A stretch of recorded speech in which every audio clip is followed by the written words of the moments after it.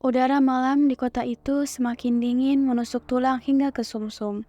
Namun, kehangatan justru terpancar dari sebuah warung soto ayam yang selalu ramai.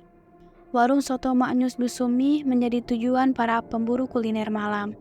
Aromanya yang menggiurkan, kuahnya yang kental, dan suiran ayamnya yang lembut seolah menghipnotis setiap orang yang lewat. Busumi pemilik warung adalah seorang wanita paruh baya dengan senyum yang selalu menghiasi wajahnya. Ia selalu ramah menyapa pelanggan, membuat mereka seperti nyaman di rumah sendiri. Tidak heran jika warungnya tak pernah sepi, bahkan di hari-hari biasa.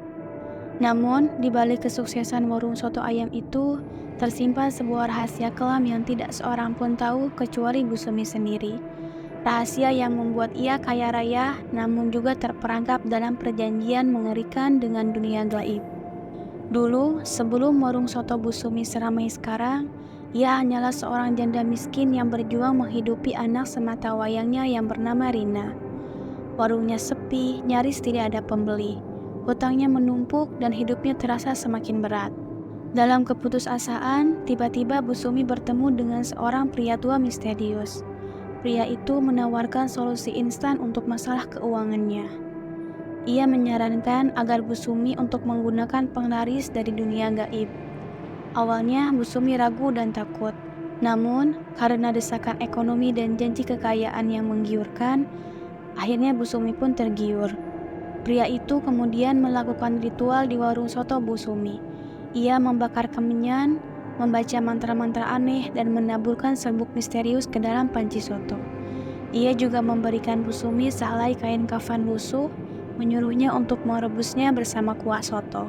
Kain kafan ini akan membuat soto Anda semakin enak dan laris, bisik pria tua itu. Tapi ingat, ada harga yang harus dibayar setiap tahun. Anda harus memberikan tumbal kepada mereka. Bu Sumi terkejut mendengar itu. Hah? Tumbal?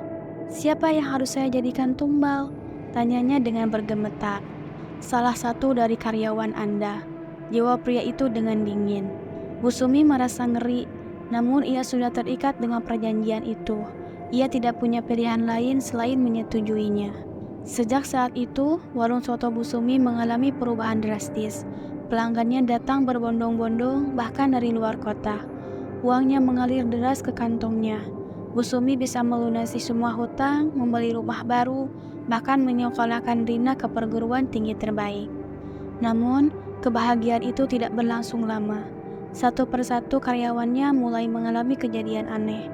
Awalnya hanya sakit-sakitan biasa, namun dalam jangka panjang penyakit mereka semakin parah dan tidak bisa disembuhkan. Karyawan pertama yang menjadi korban adalah Pak Joko, seorang kakek tua yang sudah lama bekerja di warung soto Bu Sumi. Ia dikenal rajin dan jujur. Suatu malam, Pak Joko tiba-tiba jatuh sakit.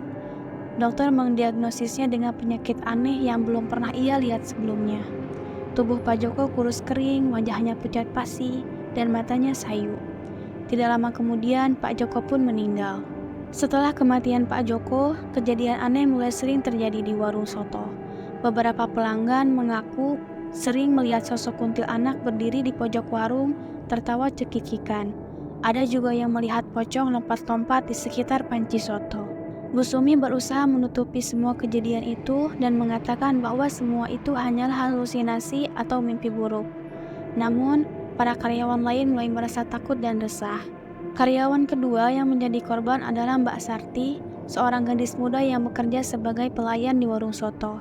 Ia dikenal ramah dan cekatan. Di suatu malam, Mbak Sarti pulang kerja dengan wajah yang lesu. Keesokan harinya, dia tidak masuk kerja, bahkan sampai berminggu-minggu. Ketika Bu Sumi datang ke rumahnya, ia menemukan Mbak Sarti berada di tempat tidur dengan tubuh yang membusuk. Ia demam tinggi dan tidak sadarkan diri. Dokter mengatakan bahwa Mbak Sarti terkena penyakit misterius yang menyerang beberapa sistem sarafnya, yang menyebabkan Mbak Sarti meninggal dunia. Kematian Mbak Sarti semakin membuat suasana di warung soto menjadi mencekam. Para karyawan lain mulai curiga bahwa ada sesuatu yang tidak beres di warung itu. Mereka mulai membicarakan kemungkinan adanya penglaris atau ilmu hitam yang digunakan oleh Bu Sumi.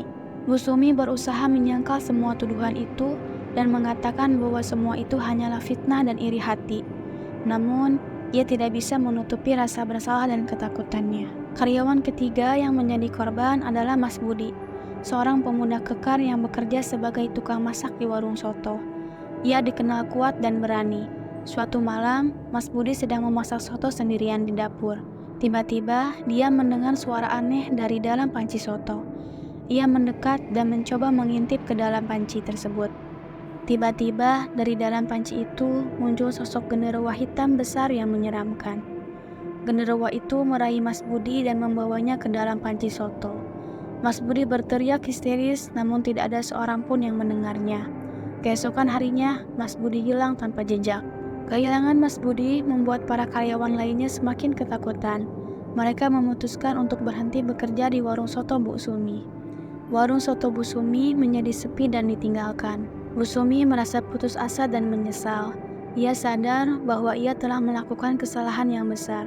Ia telah mengorbankan nyawa orang lain demi kekayaan dan kesuksesan duniawi. Namun, semua sudah terlambat untuk menyesal.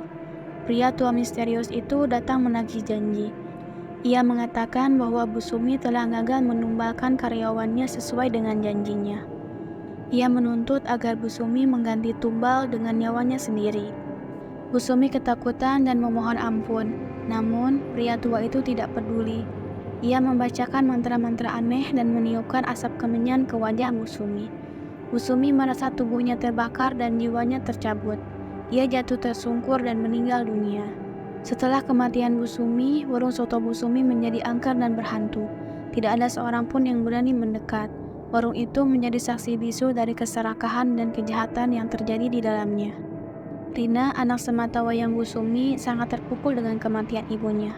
Ia tidak tahu menahu tentang rahasia kelam yang disimpan oleh ibunya. Ia hanya tahu bahwa ibunya adalah seorang wanita yang baik dan pekerja keras. Namun, setelah kematian ibunya, Rina menemukan buku catatan aneh di kamar ibunya. Buku itu berisi mantra-mantra dan ritual-ritual yang berhubungan dengan dunia gaib. Rina juga menemukan sehelai kain kafan lusuh yang selalu direbus bersama kue soto. Rina terkejut dan tidak bisa percaya dengan apa yang ia temukan. Ia baru sadar bahwa ibunya telah menggunakan penglaris dari dunia gaib untuk membuat warung sotonya laris. Ia juga baru tahu bahwa ibunya telah mengorbankan nyawa orang lain demi kekayaan dan kesuksesan duniawi. Rina merasa malu dan benci dengan perbuatan ibunya. Ia memutuskan untuk menutup warung soto Bu Sumi dan mengungkap semua rahasia kelam yang ada di dalamnya. Ia juga meminta maaf kepada para keluarga korban dan memberikan santunan kepada mereka.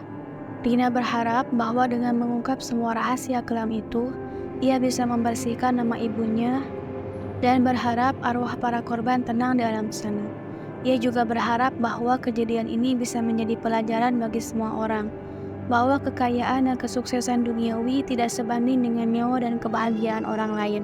Beberapa bulan kemudian, Rina menjual rumah dan warung soto peninggalan ibunya. Ia kemudian pindah ke kota lain dan memulai hidup baru.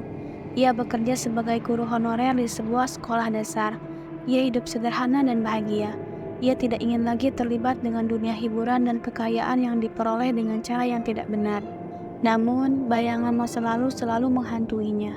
Ia sering bermimpi tentang ibunya dan para korban penglaris soto maut. Ia selalu merasa bersalah dan bertanggung jawab atas semua yang telah terjadi. Suatu malam, Rina bermimpi didatangi oleh arwah Pak Joko, Mbak Sarti, dan Mas Budi. Mereka mengatakan bahwa mereka telah memaafkan Rina dan ibunya. Mereka juga mengatakan bahwa mereka sudah tenang dan tidak lagi menderita. Rina merasa lega dan bersyukur mendengar kata itu. Ia tahu bahwa ia tidak bisa mengubah masa lalu, namun ia bisa belajar dari kesalahan dan berusaha menjadi orang yang lebih baik di masa depan. Sejak saat itu, Rina berjanji pada dirinya sendiri untuk selalu berbuat baik kepada sesamanya dan menjauhi segala bentuk keserakahan dan kejahatan. Ia ingin hidup dengan hati yang bersih dan jiwa yang tenang. Ia ingin membuktikan bahwa kebahagiaan sejati tidak terletak pada kekayaan dan kesuksesan duniawi, tetapi pada kedamaian hati dan cinta kasih kepada sesama. Warung soto Maknyus Bu Sumi kini tinggal kenangan. Bangunannya telah dirobohkan dan diganti dengan taman bermain kanak-kanak. Di tempat itu, anak-anak kecil tertawa riang, bermain dengan gembira.